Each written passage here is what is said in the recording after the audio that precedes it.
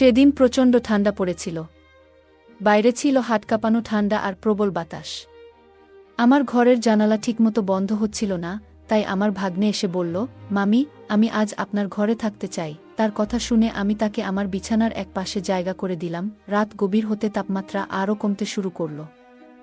হঠাৎ সে বলল, মামি, ঠান্ডায় আর টিকতে পারছি না, আমি আপনার পাশে শোব। আমি কিছু না ভেবে তাকে পাশে জায়গা দিলাম। তারপর মাঝরাতে হঠাৎ সে আমাকে, আমি অর্পিতা। আমি দেখতে অনেক সুন্দর ছিলাম। গায়ের রং ছিল একদমই ফর্সা। নিজের শরীরের অনেক যত্ন নিতাম, তাই আমার তেমন বয়স বোঝা যায় না।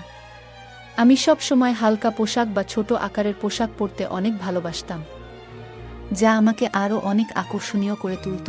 সেদিন আমি শহরের একটি পার্কের পাশে গিয়েছিলাম। পার্কের পার্কিং এলাকায় অনেক ভিড় ছিল। আমি একটু এগিয়ে দেখি আমার পুরনো বান্ধবী সেখানে দাঁড়িয়ে আছে, আর তার ছেলে পাশে বসে রয়েছে। তার চেহারা দেখে মনে হলো হয়তো সে কোনো দুর্ঘটনার শিকার হয়েছে। আমি তৎক্ষণাৎ তাকে গাড়িতে তুললাম এবং হাসপাতালে নিয়ে গেলাম।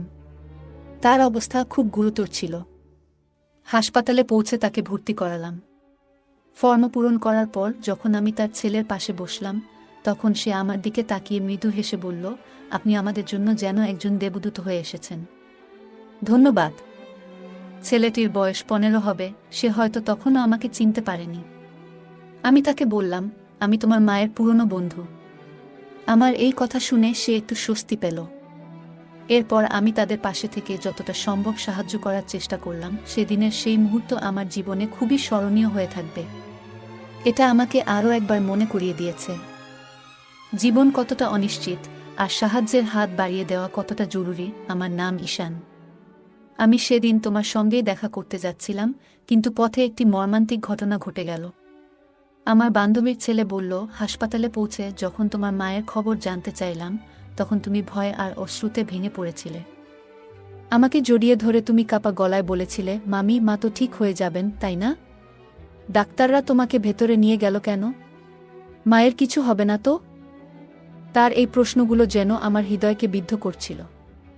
আমি তার মাথায় হাত রেখে বললাম, চিন্তা করো না, আমরা সবাই তোমার মায়ের পাশে আছি, কিছুই হবে না। আমার কথা শুনে সে একটু শান্ত হলো। কিছুক্ষণ পর ডাক্তার বাইরে এলেন এবং আমাকে একান্তে তার কেবিনে ডেকে নিলেন। আমি আশঙ্কার সাথে তার কথা শুনছিলাম। ডাক্তার জানালেন তার মায়ের মাথায় আঘাত লেগেছে, আর সেই আঘাতের কারণে তিনি কোমায় চলে গেছেন। তার কথা শুনে আমি স্তব্ধ হয়ে গিয়েছিলাম। ডাক্তার আমাকে জানালেন যে আমার বন্ধু বৈশালীকে পুরোপুরি সুস্থ হতে সময় লাগবে, কয়েকদিন, কয়েক মাস বা এমনকি কয়েক বছরও। তার অবস্থার গুরুত্ব বিবেচনা করে তাকে আইসিইউতে রাখা হয়েছে। ডাক্তারদের কথা শোনার পর আমি বাইরে এসে বৈশালীর ছেলের সঙ্গে কথা বললাম। তাকে বললাম, ডাক্তার বলেছেন তোমার মায়ের চিকিৎসা চলবে, আর তাকে কিছুদিন হাসপাতালে থাকতে হবে। আমার কথা শুনে সে উদ্বিগ্ন হয়ে বলল, তাহলে আমি কোথায় থাকব? মা যদি এখানে থাকেন, আমি একা কিভাবে থাকব? আমি তাকে আশ্বস্ত করে বললাম, তুমি চিন্তা করো না, যতদিন তোমার মা সুস্থ না হন তুমি আমার সঙ্গেই থাকবে। তোমার মায়ের জন্য হাসপাতালের সমস্ত দায়িত্ব আমি নেব, কারণ সে আমার খুব কাছের একজন বন্ধু। এরপর আমি জানতে চাইলাম, তোমার বাবার কথা কি ভাবছ? তিনি কোথায় আছেন? সে মাথা নিচু করে বলল, মায়ের সঙ্গে বাবার ঝগড়া হয়েছিল, তারপরে মা রাগ করে আমাকে নিয়ে এখানে চলে এসেছিলেন। আমি বাবার কাছে ফিরে যেতে পারবো না, কারণ তার কাজ বাইরে, আর তিনি এখন কোনো গ্রামে আছেন তাও জানি না। এমনকি আমি নিজেও তার সঙ্গে দূরত্ব বজায় রেখেছি। হয়তো তিনি আমার উপর রাগ করেছেন। আমি তাকে বললাম, তুমি এসব নিয়ে চিন্তা করো না, যতদিন তোমার মা সুস্থ না হন তুমি আমার সঙ্গেই থাকবে। আমরা একসঙ্গে সবকিছু সামলাবো। তারপর আমরা দুজনেই হাসপাতালের পরিবেশে থাকতে পারছিলাম না, তাই আমি একজন নার্সের সঙ্গে কথা বললাম এবং তার সাহায্য চাইলাম যাতে বৈশালীর চিকিৎসার প্রক্রিয়া সঠিকভাবে এগিয়ে যায়। বৈশালীর চিকিৎসার দায়িত্ব নেওয়ার পর বুঝতে পারলাম হাসপাতালে দীর্ঘ সময় থাকা আমার পক্ষে সম্ভব নয়, কারণ আমার কাজের দায়িত্বও ছিল। তাই আমি তার ছেলে ঈশানকে আমার বাড়িতে নিয়ে এলাম। বাড়ি আসার পথে তার জন্য কিছু প্রয়োজনীয় পোশাক কিনে দিলাম, কারণ তার কাছে তেমন কিছুই ছিল না। সেদিন ঈশান খুবই মনমরা ছিল। রাতে আমি অনেকবার তার রুমের সামনে গিয়ে দেখেছি সে কেমন আছে। জানতাম সময়ের সঙ্গে সঙ্গে সে স্বাভাবিক হয়ে উঠবে। পরের কয়েকদিন আমি তাকে হাসপাতালে নিয়ে গিয়ে তার মায়ের সঙ্গে দেখা করিয়েছিলাম। এছাড়া বৈশালীর দেখভালের জন্য আমি হাসপাতালে নার্সদের সঙ্গে কথা বললাম এবং তাদের সাহায্যের জন্য অর্থ প্রদান করলাম। কারণ প্রতিদিন সেখানে যাওয়া আমার পক্ষে সম্ভব ছিল না। ধীরে ধীরে ঈশান আমার বাড়ির পরিবেশে মানিয়ে নিতে শুরু করল। তবে বাড়িতে দীর্ঘ সময় কাটাতে গিয়ে সে একটু একঘেয়েমিতে পড়ে যাচ্ছিল। আমি তাকে বললাম, ঈশান, পরের বছর তোমার কলেজ শুরু হবে। তোমার শরীরও ভালো আছে। তুমি যদি চাও তাহলে জিমে ভর্তি হতে পার। আমার পরিচিত একটি ভালো জিম আছে, সেখানে তোমার ভর্তি করিয়ে দিতে পারি। এছাড়া তুমি ডান্স ক্লাস বা মিউজিক ক্লাসেও যোগ দিতে পারো। এতে তোমার সময় ভালো কাটবে এবং একঘেয়েমি দূর হবে। প্রথমে সে দ্বিধা করলেও আমার উৎসাহে সে জিম এবং ক্লাসে যোগ দিল। ধীরে ধীরে সেখানে তার নতুন বন্ধুরা তৈরি হলো এবং তার মন ভালো হতে লাগল। ঈশান এখন নিজের জন্য আরও যত্ন নেওয়া শুরু করল। জীবন নিয়ে তার দৃষ্টিভঙ্গি ধীরে ধীরে বদলে যাচ্ছিল। আমার মনে হলো সে কেবল তার শৈশবের কঠিন সময়গুলো কাটিয়ে উঠছিল এবং তার সামনে একটি নতুন ভবিষ্যৎ অপেক্ষা করছিল। ঈশান ধীরে ধীরে আমার জীবনে একটি গুরুত্বপূর্ণ অংশ হয়ে উঠছিল। সে শুধু আমার কথা শুনে তা নয়, আমার প্রতিটি কাজেও সাহায্য করত। আমি দেখলাম জিমে যাওয়ার জন্য তার শরীরের সঠিক যত্ন নেওয়া খুবই জরুরি। তাই আমি প্রতিদিন তার জন্য পুষ্টিকর খাবারের ব্যবস্থা করতাম। এক রাতে আমি ঈশানের ঘরে দুধ নিয়ে যাচ্ছিলাম। হঠাৎ দরজার সামনে আমার পা পিছলে গেল এবং আমি মেঝেতে পড়ে গেলাম। ঈশান দ্রুত ছুটে এলো। সে আমাকে সাহায্য করে দাঁড় করালো এবং নিজের ঘরে নিয়ে গিয়ে আমাকে বিছানায় শুইয়ে দিল। তার এই সাহসিকতা এবং যত্নশীলতা দেখে আমি অবাক হয়ে গিয়েছিলাম। সে আমার হাত থেকে পড়ে যাওয়া দুধ পরিষ্কার করল এবং তারপর খুব যত্ন সহকারে আমার পায়ে মালিশ করতে শুরু করল। আমি তার দিকে তাকিয়েছিলাম। একটা 15 বছরের ছেলের মধ্যে এতটা পরিপক্কতা আমি কখনো ভাবিনি। আমার বয়স তখন 32। জীবনে এমন একজন মানুষ আগে কখনো দেখিনি যে এতটা যত্নশীল আর দায়িত্বশীল। ঈশান তার বয়সের তুলনায় অনেক বেশি পরিণত ছিল। তার কাজ করার ধরন, তার দায়িত্ববোধ সবকিছুতেই একটা বিশেষত্ব ছিল। পায়ে মালিশ করার সময় আমি মৃদু হেসে বললাম, ঈশান, আমি তো তোকে সবসময় ছোট মনে করতাম, কিন্তু আজ তুই প্রমাণ করলি যে তুই কতটা দায়িত্ববান। তোর এই পরিণত আচরণ আমাকে সত্যিই অবাক করেছে। সেদিন আমি প্রথম বুঝলাম, মানুষের বয়স নয়, তার মন এবং কাজ করার দক্ষতাই তাকে আলাদা করে তোলে। ঈশানের এই যত্নশীলতা আমার জীবনে নতুন এক সম্পর্কের ভিত্তি তৈরি করল, যা শুধুই বিশ্বাস এবং পারস্পরিক সম্মানের উপর দাঁড়িয়েছিল। ঈশান ধীরে ধীরে তার জীবনকে নতুন পথে নিয়ে যাচ্ছিল। তার জিমে যাওয়া এবং নিয়মিত পুষ্টিকর খাবার গ্রহণের ফলে সে শরীরে শক্তি এবং মনে আত্মবিশ্বাস অর্জন করছিল। একদিন মজা করে আমি তাকে বললাম, ঈশান, এত শক্তি তোর কোথা থেকে আসে? তুই কি খাস যে এত তাড়াতাড়ি এত শক্তিশালী হয়ে গেছিস? সে হেসে বলল, মামি, আমি এখন আর ছোট নেই, আমি বড় হয়ে গেছি। তুমি আমাকে এবং আমার মাকে যেভাবে সাহায্য করেছেন তার জন্য আমি তোমার কাছে চিরকৃতজ্ঞ। আমি এখন তোমার জন্য কিছু করতে চাই। তার এই কথাগুলো আমাকে স্পর্শ করল। ঈশান তার কৃতজ্ঞতা প্রকাশ করার পাশাপাশি আমাকে সম্মানও জানাচ্ছিল। এরপর সে আমাকে বলল, মামি, যদি তোমার কোনো আপত্তি না থাকে, আমি রাতে তোমার ঘরে থাকতে পারি? যদি তোমার কোনো সাহায্যের প্রয়োজন হয়, আমি পাশে থাকব। ঈশান সত্যিই খুব যত্নশীল এবং সাহায্যপ্রবণ ছেলে। আমি তার প্রস্তাবে সম্মতি দিলাম। বাড়িতে আমি একাই থাকতাম, তাই আরামের জন্য হালকা পোশাক পরার অভ্যাস ছিল। ঈশান বাড়িতে থাকার সময়ও আমি আমার স্বাভাবিক অভ্যাসে কোনো পরিবর্তন আনিনি। রাতে ঈশান মৃদু স্বরে বলল, মামি, আমাদের জিম ক্লাসে অনেক মেয়ে আসে যারা স্টাইলিশ পোশাক পরে, কিন্তু আমি কখনো তাদের নিয়ে তেমন কিছু ভাবিনি, কারণ তারা তোমার থেকে তুলনামূলকভাবে কম সুন্দর মনে হয়। তুমি সত্যিই খুব সুন্দর। তোমার পরা পোশাক সব সময় তোমার ব্যক্তিত্বকে আরও আকর্ষণীয় করে তোলে। তার এই সোজাসাপটা এবং প্রশংসাসূচক কথা শুনে আমি মৃদু হেসে বললাম, তোর কথা শুনে ভালো লাগলো, ঈশান। সেদিন আমি বুঝলাম, ঈশান শুধু শারীরিকভাবে নয়, মানসিকভাবেও অনেক পরিণত হয়েছে। তার এই প্রশংসা এবং কৃতজ্ঞতার অনুভূতি আমাদের সম্পর্ককে আরও গভীর ও বিশ্বাসভিত্তিক করে তুলল। একদিন সন্ধ্যায় ঈশান আমার কাছে এসে বলল, মামি, তুমি আমার জন্য যা করেছ তার জন্য আমি সত্যিই কৃতজ্ঞ। আমি মৃদু হেসে তার মাথায় হাত বুলিয়ে বললাম, তুই এত প্রশংসা করিস না। এখন ঘুমিয়ে পড়, সকালে তোকে ক্লাসে যেতে হবে, আর আমাকে অফিসে। ঈশান মিষ্টি হেসে আমাকে জড়িয়ে ধরে বলল, ধন্যবাদ মামি। তার এই আলিঙ্গনে ছিল গভীর কৃতজ্ঞতা। আমি তার এই অনুভূতিতে মুগ্ধ হলাম, কিন্তু আমার মনে হলো এটা শুধুই তার ভালোবাসা আর যত্নের বহিঃপ্রকাশ। পরের দিন সকালে আমি অফিস যাওয়ার আগে ঈশানকে তার ক্লাসে নামিয়ে দিলাম। সে সকালবেলায় ক্লাসে যেত আর বিকেলে জিমে। দিনগুলো এইভাবেই চলছিল। কিন্তু কয়েকদিনের মধ্যে আমি লক্ষ্য করলাম ঈশানের আচরণ কিছুটা বদলে গেছে। বিকেলে যখন আমি তাকে জিম থেকে আনতে যেতাম, তখন সে তার বন্ধুদের সঙ্গে কথা বলতো, কিন্তু আমাকে দেখার সময় তার চোখে একটু অস্বস্তি লক্ষ্য করতাম। বাড়িতে ফিরেও তাকে কিছুটা উদাসীন ও বিরক্ত মনে হতো। একদিন আমি তাকে জিজ্ঞাসা করলাম, ঈশান, তুই এত চুপচাপ আর বিরক্ত কেন? কিছু হয়েছে? ঈশান একটু দ্বিধা করে বলল, মামি, সত্যি বলতে তুমি আমার এই চুপ থাকার কারণ। যখন তুমি আমাকে জিম থেকে নিতে আসো, আমার বন্ধুরা তোমাকে নিয়ে কথা বলে। তাদের কথা শুনে আমার খারাপ লাগে। আমি অবাক হয়ে বললাম, কেন খারাপ লাগে? ওরা কি বলে? ঈশান বলল, তারা তোমাকে নিয়ে মজা করে। শুধু আমার বন্ধুরা নয়, বড় ছেলেরাও তোমাকে দেখে। তুমি যেমন আসেন তেমনই থাকো। কিন্তু আমি চাই না তোমার দিকে কেউ তীর্যক দৃষ্টিতে তাকাক, কারণ তুমি আমার জীবনের এক বিশেষ মানুষ, আর তোমাকে আমি সেভাবেই দেখি। তার এই কথা শুনে আমি বিস্মিত হলাম। ঈশানের মধ্যে যে একটা দায়িত্ববোধ আর সুরক্ষার অনুভূতি কাজ করছে, তা আমাকে স্পর্শ করল। আমি তার কাঁধে হাত রেখে বললাম, তুই চিন্তা করিস না, আমি যেমন আছি তেমনই থাকব। তবে তুই এমন কোনো কিছুতে বেশি মন দিস না যা তোকে অস্বস্তি দেয়া। সেদিন বুঝলাম, ঈশান শুধু বড় হওয়া নয়, মানসিকভাবে অনেক পরিণত হচ্ছে। তার এই যত্নশীলতা আমাকে তার প্রতি আরও মমত্ববোধে পূর্ণ করল। সেদিন সন্ধ্যায় ঈশান আমার কাছে এসে তার চিন্তাগুলো শেয়ার করছিল। তার মুখে একটা গভীর চিন্তার ছাপ ছিল।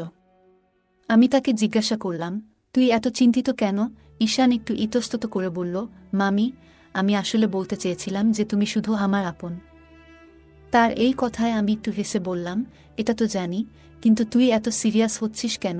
ঈশান লজ্জায় একটু মাথা নিচু করে বলল, আমি আসলে তোমাকে খুব ভালোবাসি, কিন্তু মামি হিসেবে। তুমি আমাকে আর মাকে এত সাহায্য করেছ, সেটা আমি কখনো ভুলতে পারবো না। সেদিন রাতে সে আবার আমার ঘরে এসে ঘুমানোর বায়না করল। কিন্তু আগের দিন রাতে তার ঘুমানোর সময়কার অস্থিরতা দেখে আমি তাকে তার নিজের ঘরে ঘুমানোর কথা বললাম, তুই নিজের ঘরে ভালো করে ঘুমা, আমি তো পাশের ঘরেই আছি। পরের দিন অফিস থেকে ফিরে আমি ঈশানকে জিম থেকে আনতে গেলাম। আগের দিনের তার কথাগুলো মনে পড়ে গেল। একটু মজা করার জন্য আমি সেদিন একটু ভিন্ন পোশাক পরে গেলাম, যা আগের দিনের পোশাকের চেয়েও একটু ছোট হবে। যখন জিমের বাইরে দাঁড়িয়ে স্কুটির হর্ন বাজাচ্ছিলাম, ঈশান জানালা দিয়ে আমাকে দেখছিল। তার কয়েকজন বন্ধু তখন তার সঙ্গে ছিল। আমি তাকে একটু মজা করার জন্য চমকে দিতে চেয়েছিলাম। কিছুক্ষণ পর ঈশান দৌড়ে এসে আমার পেছনে বসে বলল, মামি, তুমি যা করছো সবই আমার জন্য স্পেশাল, কিন্তু তুমি এমন করে আমাকে আর চমক দিও না। তার এই সরল কথায় আমার মন ভরে গেল। ঈশান ধীরে ধীরে পরিণত হচ্ছিল। তার যত্নশীলতায় আমি প্রতিনিয়ত মুগ্ধ হচ্ছিলাম। এটাই ছিল আমাদের সম্পর্কের গভীর বন্ধন, যেখানে আমরা একে অপরের প্রতি মমতা ও ভালোবাসা দেখাতাম। আমরা তখন বাইকে ছিলাম। আমার মনে হচ্ছিল কিছু একটা অস্বাভাবিক ঘটছে, কিন্তু তেমন গুরুত্ব দেইনি। হঠাৎ সে আরও কাছে এসে আমাকে ধরে বসল। এক হাত রাখল আমার হাঁটুতে আর অন্য হাত কোমরে। আমাদের মধ্যে কোনো দূরত্বই যেন ছিল না, এতটাই ঘনিষ্ঠ হয়ে বসেছিল। সময় গড়িয়ে সন্ধ্যা নামতে শুরু করেছিল। তার এমন আচরণে আমি ভীষণ অস্বস্তি অনুভব করছিলাম। আমি গাড়ি রাস্তার পাশে থামিয়ে তাকে নামতে বললাম। সে নামার পর আমি রাগী গলায় বললাম, তুমি এটা কি করছো? তুমি কি জানো তুমি কিভাবে আমাকে স্পর্শ করছো? সে হেসে বলল, তুমি যদি আমাকে চমকে দিতে পারো, আমি কি একটু মজা করতে পারি না? আমি তো আগেই বলেছিলাম যে জিমে এমন ছোট পোশাক পরে আসো না, কিন্তু তুমি ইচ্ছে করেই আমার সামনে আরও ছোট পোশাক পরে এসেছিলে, তাই আমিও মজা করলাম। আমি হতবাক হয়ে গেলাম। ঈশান কেন এমন করল তা বুঝে উঠতে পারছিলাম না। হয়তো সে আমাকে নিয়ে উদ্বিগ্ন ছিল। জিমের অন্য ছেলেরা আমাকে দেখছে বলে তার এই আচরণ। আমি শান্তভাবে বললাম, ঠিক আছে, মাফ করে দিলাম। তবে এরপর যদি তুমি ভালোভাবে বসো, তাহলে আমি তোমাকে বাড়ি পৌঁছে দেব। ঈশান তখন ক্ষমা চেয়ে আমার সঙ্গে বাড়ি যাওয়ার জন্য রাজি হয়ে গেল। বাড়ি ফেরার পথে তার আচরণ স্বাভাবিক ছিল। ঈশানের আচরণ কিছুদিন ধরে একটু বদলে গিয়েছিল। সে আগে আমার প্রতি খুবই সম্মান দেখাতো, তবে হঠাৎ করেই তার চোখে একটা অদ্ভুত পরিবর্তন আমি টের পেয়েছিলাম। মাঝে মাঝে আমি যখন আমার ঘরে কাজ করছিলাম বা তৈরি হচ্ছিলাম, তখন ঈশান কোনো কারণ ছাড়াই ঘরের আশেপাশে ঘুরে বেড়াত। একদিন রাতে আমি যখন নিজের রুমে তৈরি হচ্ছিলাম, তখন হঠাৎ দরজার দিকে চোখ পড়ল। দেখি ঈশান দরজার পাশ থেকে আমাকে দেখছে। আমি সঙ্গে সঙ্গে জিজ্ঞাসা করলাম, তুমি কি করছো এখানে? তুমি কি আমাকে লুকিয়ে দেখছ? সে হেসে বলল, না না, এমন কিছু নয়। মাঝে মাঝে তোমাকে দেখি, এটাতে দোষ কোথায়? এরপর সে বলল, আমি ছোটবেলায় দেখতাম বাবা যখন মায়ের কাছে আসতেন, তখন তাকে ভালোবাসার স্পর্শ দিয়ে চমকে দিতেন। বাবা মায়ের চুলে হাত বুলিয়ে আদর করতেন, এবং সেটা তাদের ভালোবাসার প্রকাশ ছিল। এইসব বলতে বলতে ঈশান আচমকা আমার কাছে এগিয়ে এলো এবং আমার হাত ধরে বলল, তোমার চুল খুব সুন্দর। বাবা মায়ের মতো সম্পর্ক সবাই চায়, তাই না? তার চোখে যেন কিছু অদ্ভুত ভাব ফুটে উঠছিল। আমি চুপচাপ দাঁড়িয়েছিলাম এবং তাকে বললাম, তোমার মাথায় ঠিক কি চলছে? এসব কথা এখনই বন্ধ করো। আমি একটু কড়া সুরে বলার পর ঈশান লজ্জিত মুখে সরে গেল এবং বলল, মাফ করো, আমি হয়তো ভুল করেছি। ঈশান আমার হাত ধরে বলল, মামি, তুমি জানো মা বাবার ভালোবাসা দেখে বড় হয়েছি। এখন মা এতদিন অসুস্থ থাকায় আমি সেই মুহূর্তগুলো আর দেখতে পাই না। আমি তাকে বুঝিয়ে বললাম, তোমার মা ঠিক হয়ে যাবে, সবকিছু আবার আগের মতো হয়ে উঠবে, তুমি ধৈর্য রাখো। পরের দিন রাতে ঈশান এসে বলল, মামি, আজ রাতে খুব ঠান্ডা পড়ছে। আমার ঘরের জানালা ঠিকমতো বন্ধ হচ্ছে না। এমন হলে আমি অসুস্থ হয়ে যাব। আজ রাতে তোমার রুমে থাকতে দাও না। আমি তাকে বললাম, তোমার ঘরের জানালাটা দেখে ঠিক করে দিই, কিন্তু সে আমাকে দেখতেও দিল না। সে জোর করে বলল, আমি তোমার রুমেই ঘুমাবো। ঠান্ডায় কাঁপতে কাঁপতে সে আমার পাশে এসে শুয়ে পড়ল। আমি কিছু বলার আগেই দেখলাম সে আমার কম্বলের ভেতরে ঢুকে গেছে। কম্বলের নিচে তার হাত আমার দিকে এগিয়ে এলো। সে ফিসফিসিয়ে বলল, মামি, তুমি জানো তুমি কত সুন্দর, কিন্তু তোমার জীবনে একটাই অভাব, সেটা হলো সঙ্গ। তুমি এমন একজন মেয়ে যার জীবন একা থাকা উচিত নয়। আমি শান্তভাবে তাকে বললাম, তুমি এখন শুয়ে থাকো, আমি সবকিছু ঠিক রাখব, তবে তোমার এই চিন্তাভাবনা বন্ধ করো। ঈশান হঠাৎ করে আমার দিকে এগিয়ে এসে বলল, তোমার সৌন্দর্য আমাকে মুগ্ধ করে। আমি আর দূরে থাকতে পারছি না। আজ থেকে তোমার যত্ন নেওয়ার দায়িত্ব আমার। তার আচরণে আমি অবাক হয়ে গেলাম। সে আমার কাছে এসে ফিসফিসিয়ে কিছু বলতে চাইল, কিন্তু তার চোখে একটা অদ্ভুত দৃষ্টি ছিল। আমি সতর্ক হয়ে গেলাম। হঠাৎ বুঝতে পারলাম সে কিছু করতে চাইছে যা অস্বাভাবিক। আমি দ্রুত চিৎকার করে উঠলাম, ঈশান, তুমি কি করছো? এখান থেকে সরে যাও। আমার আওয়াজে পাশের ঘরে থাকা কুলদীপ উঠে এলো। লাইট জ্বালিয়ে সে পরিস্থিতি বুঝতে পারল। কুলদীপ ছিল ঈশানের বাবা, যার সাথে আমার গোপন সম্পর্ক ছিল। সে আমার পাশের ঘরেই আমার জন্য অপেক্ষা করছিল। কুলদীপ এগিয়ে এসে ঈশানকে বলল, তুমি এভাবে আচরণ করছো কেন? এটা কি ঠিক? ঈশান একটু থেমে বলল, আমি জানি না কেন, কিন্তু আমি নিজের আচরণ নিয়ন্ত্রণ করতে পারছি না। আমি কুলদীপের দিকে তাকিয়ে বললাম, তোমার ছেলের এই আচরণ আমার জন্য খুব অস্বস্তিকর। তুমি তার সাথে কথা বলো এবং বোঝাও যে এই ধরনের আচরণ গ্রহণযোগ্য নয়। কুলদীপ ঈশানকে নিয়ে বাইরে চলে গেল, আর আমি মনে মনে ভাবলাম, এমন পরিস্থিতি যাতে আর না হয় তার জন্য সবাইকে সতর্ক হতে হবে। ঈশান আমার দিকে তেড়ে এলো, কিন্তু তখনই কুলদীপ তাকে ধরে থামিয়ে দিল। ঈশান রাগে বলল, তোমার কথাগুলো শুনে আমি আর চুপ থাকতে পারছি না। তুমি জানো, কিছুদিন আগে আমার হাতে একটা চিঠি এসেছে। সেটা আমার মায়ের লেখা। যখন আমি সেটা পড়লাম, তখন সবকিছু পরিষ্কার হলো। সে থেমে একটু গভীর নিঃশ্বাস নিয়ে বলল, গত কয়েক মাস ধরে মা বাবার মধ্যে অশান্তি চলছিল। শুরুতে আমি কিছুই বুঝতে পারছিলাম না, কিন্তু ধীরে ধীরে জানলাম বাবার জীবনে অন্য একজন নারী এসেছে। সেই কারণেই তাদের সম্পর্ক এতটা খারাপের দিকে গেছে। আমি স্তব্ধ হয়ে তার কথা শুনছিলাম। ঈশান বলল, মাকে জিজ্ঞেস করেছিলাম, কিন্তু মা কখনো বাবার সম্পর্কে খারাপ কিছু বলেনি। একদিন গার্ডেনে মা তোমার সঙ্গে কথা বলেছিল, সেটা আমি শুনেছিলাম। পরে যখন মায়ের অ্যাক্সিডেন্ট হলো, তখন হাসপাতালে থাকা অবস্থায় সেই চিঠিটার কথা জানলাম। আমি জানি তুমি সেই চিঠিটা লুকিয়ে রেখেছিলে। তার চোখে রাগ আর কষ্ট মিশেছিল। সে বলল, তোমার মতো মানুষদের কারণে মানুষ বিশ্বাস হারায়। তুমি কিভাবে অন্যের জীবনে এতটা নষ্টামি করতে পারো? তোমার মতো মানুষ কখনো কারো সত্যিকারের ভালোবাসা পেতে পারে না। আমার মা শেষ পর্যন্ত তোমার মতো একজনের কারণে এই অবস্থায় পড়েছে। আমি হতবাক হয়ে গেলাম, কিছু বলার ভাষা হারিয়ে ফেলেছিলাম। কুলদীপ তাকে শান্ত করার চেষ্টা করছিল। পুরো পরিস্থিতি এতটাই জটিল হয়ে উঠেছিল যে মনে হলো কিছু সম্পর্ক কখনো সহজে মিটমাট করা যায় না। সাম্প্রতিক সময়ে আমার মা এক ধরনের মানসিক অশান্তিতে ভুগছিল। তাকে প্রায়ই একটি ইনজেকশন নিতে দেখা যেত। আমি যখন কারণ জানতে চাইতাম, সে বলতো এটা একটা সাধারণ ক্যালসিয়াম ইনজেকশন। কিন্তু একদিন আমি ডাক্তারকে কথা বলতে শুনে বুঝতে পারি যে বিষয়টা মোটেই সাধারণ নয়। ডাক্তার জানিয়েছিলেন ইনজেকশনের কারণে তার শরীরে একাধিক সমস্যা তৈরি হয়েছে এবং এর ফলেই সে একদিন হঠাৎ করে অচেতন হয়ে পড়ে। সেখান থেকেই শুরু হয় তার আরও বড় সমস্যার পথচলা। এই ঘটনাগুলো আমাকে ভীষণ অবাক করে দেয়। তখন ঈশান বলে উঠল, আমার মা এতদিন ধরে যে সমস্যার মধ্যে দিয়ে যাচ্ছিলেন তার মূল কারণ তুমি তাকে এমন এক ভুল পথে নিয়ে গেছো যেখান থেকে সে আর ফিরে আসতে পারেনি। এই হাই ডোজ ইনজেকশনই তাকে শেষ পর্যন্ত কোমায় পাঠিয়েছে। আমি চুপচাপ দাঁড়িয়েছিলাম। সত্যি বলতে আমার ভিতর এক ধরনের অপরাধ বোধ ছিল। ঈশান আরও বলল, আমি মায়ের ব্যাগ থেকে সেই ইনজেকশন পেয়েছি।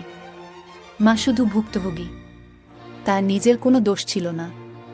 কিন্তু তোমার ভুলের শাস্তি আজ সে পেয়েছে। এখন সময় এসেছে তুমি নিজেও সেই শাস্তি পাও। তার এই কথাগুলো আমাকে স্তব্ধ করে দিল। আমি বুঝতে পারছিলাম না কি বলবো। আমার মুখ থেকে শব্দ বের হচ্ছিল না। সত্যি বলতে আমিও অনেক বড় ভুল করেছি। তবে এই ভুলের জন্য আমি একা দায়ী নই। কুলদীপও সমানভাবে জড়িত। আমি কুলদীপের প্রতি পাগলের মতো আসক্ত ছিলাম। যদিও জানতাম সে বিবাহিত, তবুও তাকে ছেড়ে যেতে পারিনি। আমাদের সম্পর্কের জটিলতা বাড়তেই থাকে। একসময় আমি ঈশানকে তার মায়ের অভাব পূরণের প্রতিশ্রুতি দিয়েছিলাম এবং কুলদীপও তার স্ত্রী থেকে দূরে থাকার সিদ্ধান্ত নিয়েছিল।